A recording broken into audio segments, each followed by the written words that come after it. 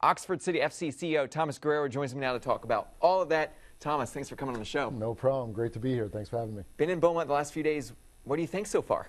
It's a great city. Obviously, we've done our due diligence in examining where we wanted to make our home base here in the United States, and obviously Beaumont is that place, and we envision some exciting things for the future, not just the indoor soccer team, but a large complex and future teams, and a lot of things that can really add to the community and give something back to the kids of Beaumont. Specifically, I know you have some huge goals in mind. I remember your press conference. You want to win, you want to be involved in the community, a lot of the points that you just said. How do you achieve that? Well, the way you achieve it is you get the community behind what you're doing. And the way you do that is if they feel that there's going to be an economic benefit, if there's going to be a benefit to their children, to society and Beaumont as a whole, they're going to rally behind what you're doing. Beaumont is a very close-knit society, and what people are realizing as they get to meet us and look in the whites of our eyes and shake our hands and hear our vision, really everyone, Beaumont deserves a professional sports team. There's no reason why they have to feel obligated to go to Dallas or Houston.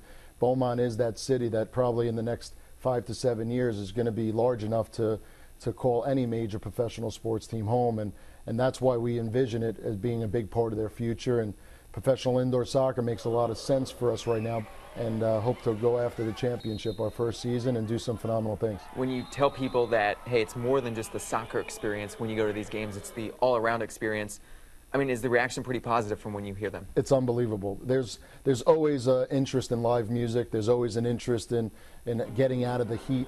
Before the game, we're going to have about an hour and a half pre-concert. In the pre-game, we're going to have the tailgating party.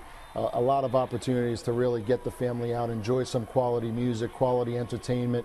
Then you have the game. You're going to have a lot of big personalities that are going to be doing halftime shows. And after the game, there's going to also be another concert. Some of the best, like on opening day, we have the top Journey tribute band in the country coming out. That's going to be absolutely extraordinary. So one thing that you'll see is in the past when you had arena football and you had basketball and you had these other events, if you liked the sport, you went out and you supported it. But if you didn't like the sport, you didn't. You didn't have a reason to go out there and enjoy yourself because that just wasn't your thing.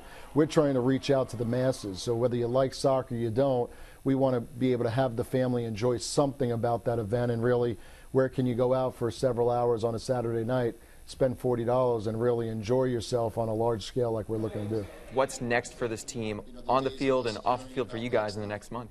Well, opening day is November 8th. And we're excited about, obviously, the amount of interest and the types of different projects that we're working on to really launch it in a big way. I think when people really come out and see what we're going to be putting on as a show, I think they're going to come out in droves and really support what we're doing.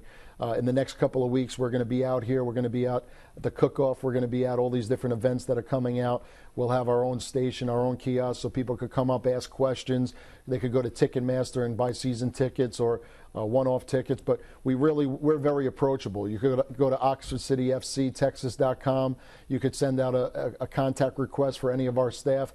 We're quick to respond, and we're looking to really embed ourselves in the community. So I think when people realize how approachable we are and how accessible we are, that even a fan that might just have a question, they're getting a phone call back in 2 seconds. They're kind of blown away on how proactive we are and how much we care about everyone out there. It doesn't matter if you're working a strategic partnership with us or you're a sponsor or just a fan or just somebody curious. We're going to make the time and show with our efforts rather than words on how serious we are about being a part of Beaumont. Good stuff. Thomas, thanks for coming on the show. No, appreciate it. Thanks for having me. And enjoy the rest of your visit down here. Thank you very much. Appreciate it. November can't come soon enough. That's right.